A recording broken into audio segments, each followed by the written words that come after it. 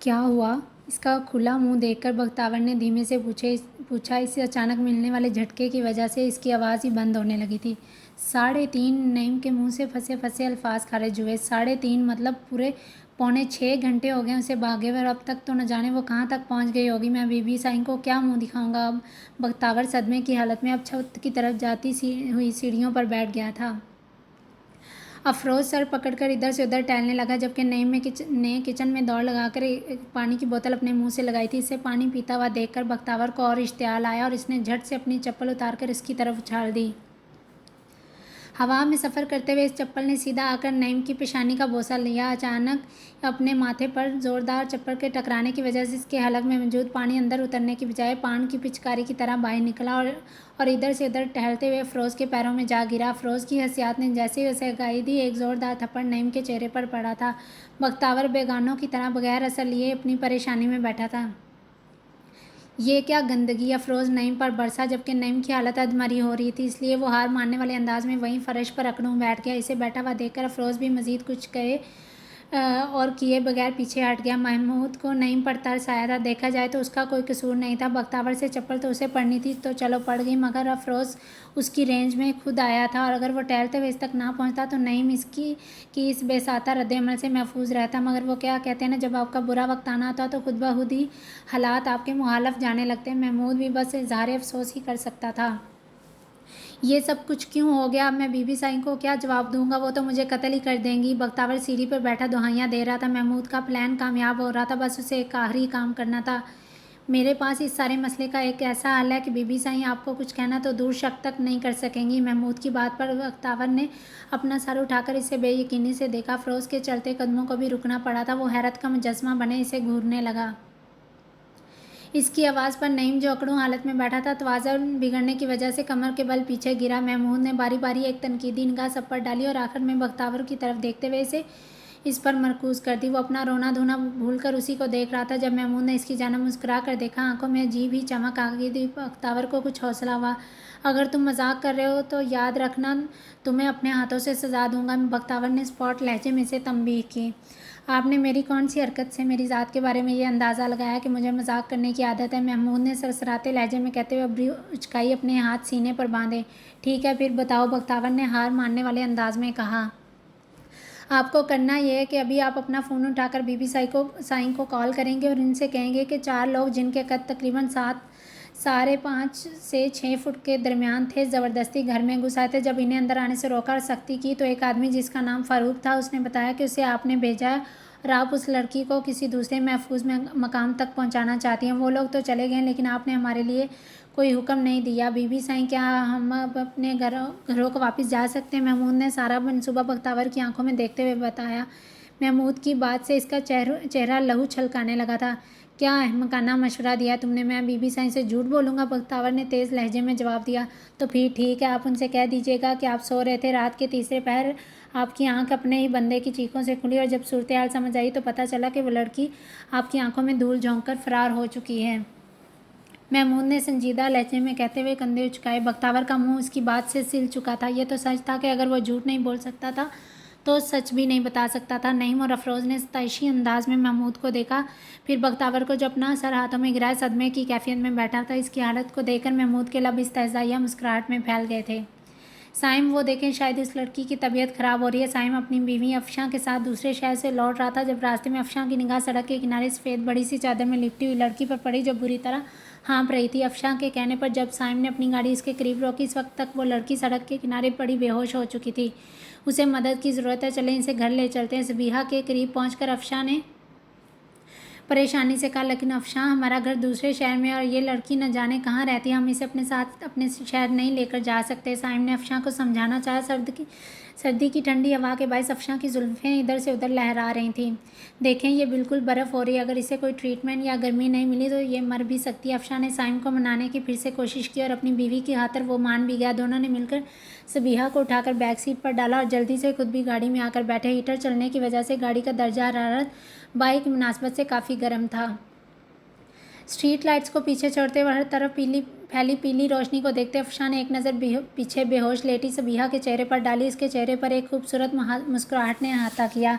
किसी की मदद करना और छोटी छोटी नेकियां उसे बहुत सुकून देती थी और इसे तो अपने लिए बहुत सारी नेकियां इकट्ठी करनी थी। क्या पता कब वो मुसाफत के लिए निकल जाए, फिर जन्नत का पास भी उसे ना मिल सके। इसके दिल में ख्याल आया। फिर एक नज़र अपने वफादार रफ़ीक़े हयात पर डाली, जिन्हें शादी के 8 साल बाद भी वो औलाद की खुशी नहीं दे सकी थी और अब तो उसकी उम्मीद भी मादूम हो चुकी थी। वो सरतान के लास्ट स्टेज की मरीज़ा जो थी, अभी भी वो डॉक्टर से मिलकर ही वापस अपने शहर जा रहे थे।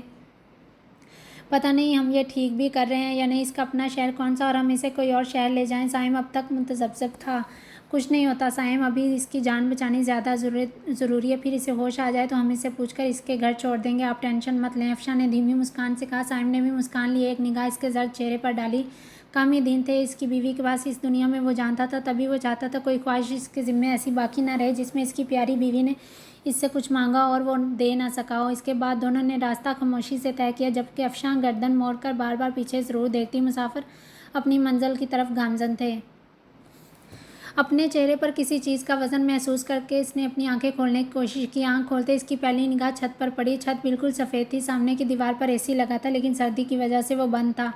इसने अपने हाथ से चेहरे पर लगा ऑक्सीजन मास्क उतारकर सर को दाएं जाना मोड़ा। बेड से मिलाकर रखे गए स्टैंड पर ड्रिप लटकी हुई थी। ग्लूकोज का कतरा कतरा इसके खून में शामिल हो रहा था। सुकून और तवानाई का एहसास होने के बजाय खुद को अस्पताल के कमरे में पाकर इसे घबराहट का एहसास होने लगा। इसके बाहिनी जानिब दीवार थी। सबीहा ने पूरे कमरे में एक तायराना निगाह दौड़ाई। कमरे में कोई इंसान मौजूद नहीं था। बेड पर कदमों की तरफ एक टेबल रखी हुई थी, जिस पर एक मिनरल वाटर की बोतल, 3 डिस्पोजेबल ग्लास और 2 स्लाइस जूस के डब्बे। दाएं जानिब की दीवार से मिलाकर एक सादा सा बगैर बाजू वाला सोफ़ा रखा हुआ था। ग्रे रंग का, वही अस्पताल का मखसूस सोफ़ा जिस पर भारी भरकम 2 अफराद जबकि दुबले पतले 4 भी समा जाते।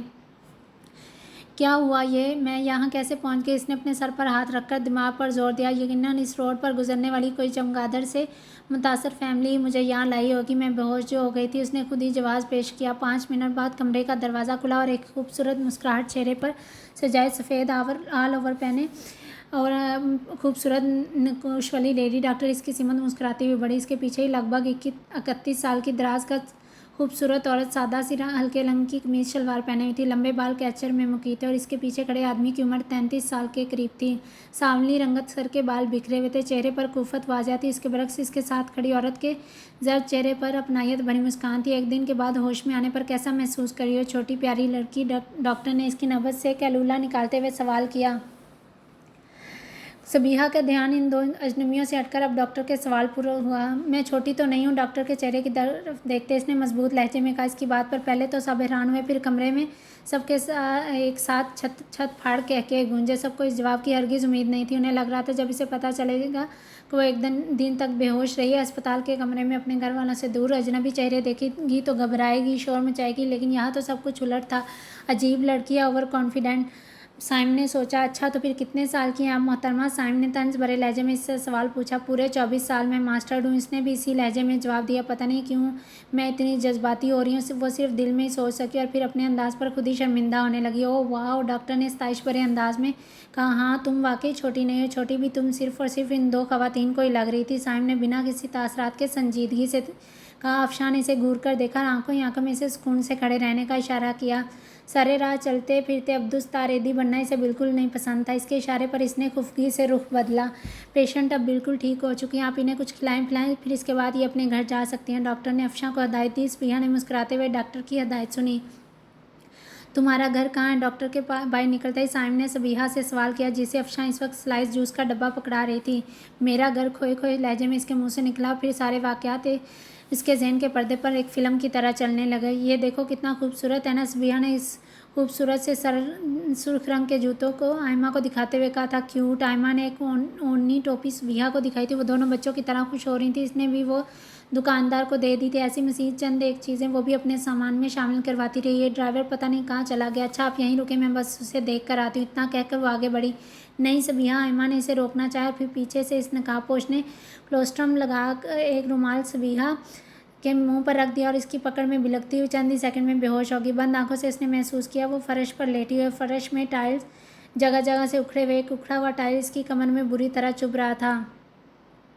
कराते हुए इसने अपनी बोझल होती आंखों को फिर से खोलने की कोशिश की। आपके लिए बस इतनी इजाज़त है, आपको जंजीर लगवानी पड़ेगी। देखें, जिद मत करें, कल इसी वक्त आपको दोबारा आज की तरह इजाज़त दी जाएगी। अगर आप तावन करें तो रोज़ाना भी इसका अंदाज़ मुलायमत भरा था। मेरी मदद करोगे, तुम बहादुर लड़की हो, खुद ही बहुत कुछ कर सकती हो। हम जिन्हें अपना मौसम समझ रहे होते हैं, बाज़ औक़ात वही लोग हमारे दर्द का बायस बनते हैं। मदद किसी बशर से मांगोगी तो ठुकराई जाओगी। कहीं ऐसा ना हो कि आने वाले वक्तों में तुम्हें मुझसे मदद मांगने पर कोई अफसोस हो, कोई पछतावा हो। मदद हमेशा असल मददगार से मांगनी चाहिए, जिससे मांगने पर इंसान ठुकराया नहीं जाता। तुम कितनी अच्छी बातें करते हो महमूद। क्या हुआ? नईम की निगाह इस पर पड़ गई थी। वो इसमें पानी ख़त्म हो गया, मुझे पानी चाहिए था। सबिहा ने अपने हाथ में मौजूद खाली जग की तरफ बढ़ाते हुए हंसी होकर कहा, महमूद, क्या तुम सच में मेरी मदद नहीं कर सकते? सबिहा, अब तुम मेरे अल्फाज ज़ाया कर रही हो। तुम मेरी बहन हो सबिहा। अल्लाह तुम्हारा हामी हो नासिर हो, फ़ी अमान अल्लाह। रास्ते में जब भी कहीं मोड़ आता वो दाएं तरफ ही मुड़ जाती। अब ये तो इसकी किस्मत थी कि वो कहाँ चले जाती, और इसकी किस्मत इसे यहाँ ले आई थी। सारी बातें याद आते ही खुद बहुत इसके आंसू इसके गालों पर बह निकले। बेख्तियार कहाँ रहता है जब कोई आपको आपके घर से दूर कर दे, जब आपको जंजीरों में कैद कर दे, जहाँ आपकी ज़ात की कोई वक़्त ना हो, जहाँ से आज़ादी की खतर आप फ़रार हो जाएं। फिर किस्मत आपको फिर किसी अजनबियों की दस्तरस में दे दे और फिर वो आपसे पूछे कि तुम्हारा घर कहाँ है। तो कैसे बताएं मेरा घर कहाँ है? मेरा घर कैसे बताएं कि खो गया वो घर जो कभी घर होता था। बैठे बिठाए इसकी आंखों में आ जाने वाले आंसू को देखकर अफशा ने हैरत से साइम को देखा। इसने कंधे उचका दिया। हो सकता है इसका कोई घर ही ना हो। अफशा ने साइम के कान में सरगोशी की। लगता तो नहीं है। इसको देखकर साइम ने एक तनकीदी निगाह सबिहा के वजूद पर डालते अफशा की तरदीद की। अफशा ने इसकी बात पर बुरा सा मुंह बनाया। सबिहा अभी भी खामोश आंसू बहाने में मसरूफ़ थी। तो ये भी तो हो सकता है ना, इसके घर वालों के साथ कोई हादसा पेश आ गया। अफशा ने फिर से सबिहा के मुतल्लक अपनी राय कायम करना चाहिए। जवाब में साइम ने सिर्फ कंधे उचका दिए। इसे अपने साथ घर ले चलते हैं, अफशा ने सबिहा को देखते इश्तियाक से कहा। इसकी बात सुनकर साइम ने घूरते हुए अफशा को देखा, जो महवियत से सबिहा को ही देखने में मगन थी। इसकी पुश्त साइम की तरफ थी। इससे पहले कि वो इनकार करता, अफशा के दिन ब दिन जर्द होते चेहरे ने इसे एक गहरी सांस लेने पर मजबूर कर दिया। अपने बालों में हाथ फेरते हुए इसने खुद को कुछ कहने से बाज रखा था। हद होती है, हम कब से आपका इंतज़ार कर रहे हैं और आप अब ज़ोर ज़ोर से बजती हुई डोर पर जैसे ही हाशम ने दरवाज़ा खोला, अपने भाई और भाभी के साथ एक और लड़की को देखकर इसकी बेसाता चलती ज़ुबान फ़ौरन रुकी। साइम ने एक चंटी निगाह इस पर डाली और नज़रअंदाज करता हुआ अंदर बढ़ गया, जबकि अफशा सबिहा के साथ हंस हंस कर बातें कर रही थी, जिसके जवाब में वो सिर्फ मुस्कुरा रही थी। अफशा ने भी हाशम के वजूद को सिरे से ही नज़रअंदाज किया और फिर बगैर इस पर नज़र डाले अंदर बढ़ने लगी। लेकिन सबिहा ने एक नज़र इसे ज़रूर देखा था। हाशम ने हैरत से पीठ मोड़कर सबको अंदर जाते हुए देखा और फिर खुद भी तेज़ी से दरवाज़ा बंद करके बिजली के कूंदे की तरह अंदर लपका। आओ, मैं तुम्हें तुम्हारा कमरा दिखाती हूँ, तुम आराम कर लो। अफशा सबिहा को लेकर एक कमरे की तरफ ले जाने लगी। अफशा सबिहा से बहुत कम वक्त में बहुत ज़्यादा बेतकल्लुफ़ हो रही थी। ये तुम लोगों के साथ कौन लड़की आई है? बीजान की निगाह जब अफशा के साथ अंदर जाती एक लड़की पर पड़ी तो अंदर बढ़ते हुए साइम से पूछ बैठी। हाशम ने अपने कानों का रुख भी इन्हीं की तरफ कर लिया। बीजान रास्ते में मिली थी, बेहोश थी। तो फिर आप ये बताएं, आपकी तबीयत कैसी है? शादी के कामों को सर पर सवार करके अपनी तबीयत नहीं ख़राब कर लीजिएगा। इसने सबिहा वाली बात अधूरी छोड़कर हाशम की तरफ देखते हुए कहा।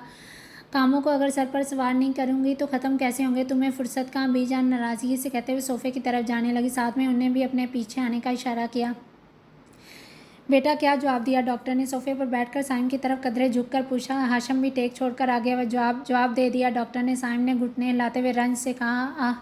बात समझ आने पर बीजान ने अपना दायां हाथ अपने मुंह पर रखा। कोई बेहतरी की उम्मीद नहीं। हाशम को अभी भी यकीन नहीं आता। वो मायूस नहीं होना चाहता था। 2 हफ्तों बाद उसकी शादी थी और फिर इस मौका पर कैंसर के आखिरी स्टेज की तशखीस, वो भी घर के अहम फ़र्द की। डॉक्टर के कहने के मुताबिक अगर जल्दी पता चल जाता तो इलाज मुमकिन था, लेकिन इसने कदरे तवक्कुफ़ किया। बीजान और हाशम की सांस रुकी हुई थी। लेकिन इलाज हो सकता है, इसके लिए जर्मनी जाना पड़ेगा, मगर उसके बाद भी कोई चांस नहीं। या तो सर्वाइव हो जाएगा या फिर साइम ने शिकस्तगी से इन दोनों की तरफ देखा। तो फिर अब भाई, आप इंतज़ार क्यों कर रहे हैं? लेकर जाएं इन्हें जर्मनी और शादी की फ़िक्र मत करें, वो आगे भी बढ़ सकती है। हाशम ने ठहरे हुए लहजे में इसे मशवरा दिया। जवाबन साइम धीमे से मुस्कुराया। क्या तुम्हें लगता है मैं इसे लेकर जाना नहीं चाहता? साइमन के चेहरे पर अब भी मुस्कुराहट थी। हाशम ने अजीब नज़रों से इसे देखा। तो फिर मैं एक कपड़ों की फैक्ट्री में मामूली सा सेल्समैन और जर्मनी में इलाज, क्या तुम्हें लगता है मैं अफोर्ड कर सकता हूँ? साइम ने खुद ही अपना मजाक उड़ाया। तो ओह, तो भाई ये कहें ना, आप परेशान क्यों हो रहे हैं? हम बैंक से लोन ले लेते हैं। हाशम ने साइम के कंधे पर अपना हाथ रखा। बैंक का सूद बढ़ता रहेगा, साथ साथ हमारे कंधों का बोझ भी। साइम की नज़रें अपने ब्लैक शूज़ पर थी, जिसे वह वक्फे से हिला रहा था। इसकी आंखें चमकने लगी थी झिलमिलाते आंसुओं के बाइस। मैं हूँ आपके साथ, आप क्यों फ़िक्र करते हैं? मैं उतारूँगा आपका कर्जा। हाशम ने मुस्कुराते हुए साइम के कंधे पर दबाव डाला। शुक्रिया। धीमी सी मुस्कान ली। अपने भाई और माँ को देखते हुए वो खड़ा हुआ और लंबे लंबे ढक भरता अपने कमरे की सिमत बढ़ गया। बीजान और हाशम दोनों ने इसे काबिल रहम निगाहों से देखा। तुम इस कमरे में आराम से रहो, ठीक है, और किसी भी चीज़ की ज़रूरत हो तो बगैर शर्माए ले लेना। यह तुम्हारा अपना घर है। अफशा ने सबिया को कमरे के दरवाजे पर छोड़कर इसे ज़रूरी हिदायत दी और खुद वापस पलट गई। पीछे सबिया मुंह खोले से वापस जाता हुआ देखने लगी। अजीब। सबिया मुंह में बड़बड़ाती कमरे में घुस गई। कमरे का दरवाज़ा बंद करके इसने इश्तियाक से एक एक चीज़ का जायज़ा लिया था। छोटा सा कमरा, एक डबल बेड, साथ में साइड टेबल, एक सिंगल सोफ़ा, अटैच बात। इसने किसी चीज़ की तलाश में इधर उधर निगाहें घुमाई, फिर तेज़ी से भागकर साइड टेबल पर गौर से देखा। कमरे में कहीं भी फ़ोन नहीं था। इसने बुरा सा मुँह बनाया, फिर उछलती हुई बेड पर गिर गई, आंखें बंद की और गहरी सांस अंदर उतारी। चलो तुम हमारे साथ घर चलिए। अस्पताल के कमरे में अफशा ने इससे कहा था। पीछे साइम अपने दोनों बाजू लपेटे मुंतज़िर खड़ा था। मैं वो सबिया, तुम इतने दिनों तक घर से बाहर रहे हो, अगर इन मेहरबान लोगों को मना भी कर दिया तो और किसी तरीके से हवेली पहुंच भी गई तो अपने इतने दिनों की वजाहत कैसे दोगी? तुम्हें पहले किसी तरीके से हवेली के मामलात के बारे में पता करना चाहिए। ऐसा करो, इनसे फ़ोन मांग लो। नहीं, अगर तुम फ़ोन मांगोगी तो उन्हें पता चल जाएगा कि इस बड़ी दुनिया में कोई तुम्हारा है। क्या पता ये तुम्हें यहीं छोड़कर चले जाएं। तुम्हारे पास तो पैसे भी नहीं है। क्या भूखी मरोगी इतने दिन? क्या मैं वो कहाँ खो गई? अफशा ने इसके चेहरे पर के करीब चुटकी बजाकर इसे सोचों से बाहर निकाला। नहीं नहीं, कुछ भी नहीं, घबराते हुए इसने जवाब दिया। घबराओ मत, तुम हमारे साथ हमारे घर चल रही हो। चलो खड़े। और कुछ सानियों बाद वो अफशा और साइम की हमराही में इनके साथ चली आई थी। बेड पर दराज सबिया ने आंखें खोली, एक बार फिर कमरे का जायज़ा लिया। अंधेर कमरे में इतने दिन कैद रहने के बाद वो इससे छोटा सा कमरा बहुत खूबसूरत लगा। छोटा मगर पुरसकून। अब इसका अगला हदफ फ़ोन तलाश करके हवेली कॉल करना था। अफशान सबिहा को कमरे में छोड़ने के बाद जब अपने कमरे की तरफ बढ़ रही थी तो इसके चलते कदम बीजान और साइम की गुफ्तगू की आवाज़ पर रुके। न चाहते हुए भी वो इनकी बातें सुनने लगी और जैसे जैसे सुन रही थी इसका वहाँ खड़े रहना मुश्किल हो रहा था। पहले से जर्द चेहरा अब सफ़ेद पड़ने लगा था। आंसू रवानी से बहने लगे। अपनी सिसकी का गला घूंट पर कर वो भागकर अपने कमरे में बंद हो गई। अफशान, तुम्हें आराम करना चाहिए। कमरे में दाखिल होते ही जब साइम की निगाह ड्रेसिंग टेबल के सामने खड़ी अफशा पर पड़ी तो फिक्र से गोया हुआ। मैं जर्मनी नहीं जाऊंगी, अफशा ने दो टोक लहजे में कहा। साइम के माथे पर इसकी बातों से शिकनों का जाल बिछा। मैं सारी बातें सुन चुकी। आईने में से ही साइम को देखते हुए इसने मजीद कहा। आंखें झिलमिला रही थी। साइम ने इसकी बात पर एक गहरा सांस अंदर उतारा। तुम्हारे लिए तो कर रहे हैं सब। साइम ने इसके करीब पहुंचकर रसानियत से कहा। अफशा हनूज वैसे ही खड़ी थी। तो क्यों कर रहे हो मेरे लिए सब? क्यों कर रहे हो एहसान मुझ पर? साइम की तरफ रुख मोड़कर इसने बुलंद आवाज़ में कहा। तुम्हें यह सब कुछ एहसान लग रहा है? हाउ डेयर यू अफशा, तुम ऐसे कैसे सोच सकती हो? साइम ने सदमे की कैफियत में इसे इसकी जितनी बुलंद आवाज़ में कहा, इसे इंतहाई दुख हुआ था। उसकी बात पर अफशा एक कदम पीछे खिसकी। कमरे का दरवाज़ा बंद होने की वजह से इनकी आवाज़ें बाहर नहीं जा रही थी। ठीक है, मैं नहीं सोच रही। अफशा ने दायां हाथ ड्रेसिंग टेबल पर रखकर खुद को पुरस्कून किया। लेकिन ज़रा आप ये तो बताएं कि कैसे करवाएंगे आप मेरा इलाज? कर्जा लेंगे? हाँ, अफशा ने साइम की आंखों में आंखें डालकर तंज भरे लहजे में पूछा। हाँ, कर्जा लूँगा मैं, और तुम्हें जाना होगा। मैं इस बार तुमसे पूछ नहीं रहा बल्कि बता रहा हूँ। साइम खुफली से कहता हुआ बेड पर गिरने के अंदाज में बैठा और सर के बालों में हाथ फेरने लगा। मुसलसल झुंझलाते हुए ज़मीन घूरने में मसरूफ़ था। इस हरकत से इसका गुस्सा साफ झलक रहा था। अफशा ने अब अपना रुख ड्रेसिंग टेबल की तरफ किया। सामने रखा ब्रश उठाकर बेदिली से अपने बालों में ब्रश फेरती रही। चंद मिनट बाद उकताए हुए इसने परेशानी से आईने में नजर आने वाले साइम की आंख को देखा। झुका सर अब झुका नहीं था बल्कि इसे देखने में मसरूफ़ था। अफशा ने गुस्से में ब्रश ड्रेसिंग पर पटका। क्यों कर रहे हो तुम ऐसा साइम? अफशा ने साइम के आगे खड़े होकर अपने बाजू सीने पर लपेटे। आंखों में बेचैनी थी। क्या मतलब मैं क्यों कर रहा हूँ? क्या तुम्हें अपनी ज़िंदगी से मोहब्बत नहीं? साइम के लहजे में न चाहते हुए भी गुस्सा और आया था। ज़िंदगी से मोहब्बत? ज़िंदगी में ज़िंदगी जैसा कुछ हो तो ज़िंदगी से मोहब्बत करे ना। मेरी ज़िंदगी में है क्या ऐसा जो मैं ज़िंदगी से मोहब्बत करूं? मेरी दोस्त अफशीन के 3 बच्चे हो गए। शादी उसकी मेरे बाद हुई थी। मैं ज़िंदगी से मोहब्बत करूं किसकी खातर? अफशा ने मुंह फट अंदाज में कहा और एक बार फिर ड्रेसिंग से ब्रश उठाकर तेज़ तेज़ अपने बालों में फेरने लगी। तो बस इसी वजह से तुम मरना चाहती हो? तुम खुश हो कि अच्छी बात है कि कैंसर हो गया, अब ज़्यादा देर महरूमी दिल में पालनी नहीं पड़ेगी, है ना? साइम ने हंसते हुए से जिच करने वाले अंदाज में कहा। अफशा के कंगा करते हाथ बीच में ही अटक गए। इतने सही अंदाजे पर इसने आईने में से साइम को घूर कर देखा। साइम ने सर झुकाकर गर्दन दाएं बाएं घुमाई और मजीद मुस्कुराया। तुम्हें हम नज़र नहीं आते अफशा? बीजान ने इन 8 सालों में कभी तुम्हें कोई ताना दिया, तंज किया? और हाशम वो अपनी शादी आगे बढ़ा रहा तुम्हारी खातर। वो कर्जा लेना चाहता, उसे फिक्र है कि बस उसकी भाभी ठीक हो जाए। तुम्हें हमारा प्यार नज़र नहीं आ रहा? साइम ने संजीदगी से अफशा की पुश्त को देखते हुए शिकवा किया। अफशा की आंखों से लुढ़कते आंसू इसे आईने में से दिखाई दे रहे थे। अफशा ने भीगी आंखों से रुख मोड़कर इसे देखा। अगले हफ्ते की मैं टिकट बुक करवा देता हूँ। हम जर्मनी चलेंगे, वहाँ तुम्हें सही से ट्रीटमेंट दिया जाएगा, तुम बिल्कुल ठीक हो जाएगी। और ये भी आखिरी जुमला ब्रश में फंसे बालों की ढेरों लटों को देखकर कहा, जिनके उतरने का सिलसिला एक अरसे से जारी था। अब तो सर में इसका काबिल बाल भी नहीं बचे थे। ठीक है, मैं चलूंगी, साइम मुस्कुराया, लेकिन हाशिम की शादी आगे नहीं बढ़ेगी। उसकी शादी फिक्स डेट पर ही होगी, हम उसके बाद जाएंगे। साइम की मुस्कुराहट फ़ौरन सिमटी। अफशां की आंखों में संजीदगी के अलावा कुछ ना था। अगर मंजूर हो तो बताओ। मुझे मंजूर है। साइम ने इसकी बात मान ली थी। उसका इरादा कब बदल जाता कुछ अंदाज़ा न था। अफशां के लबों पर मुस्कुराहट रहेंगी। अब वो ब्रश में से अपने बाल निकाल रही थी ताकि उन्हें डस्टबिन की नज़र कर सके।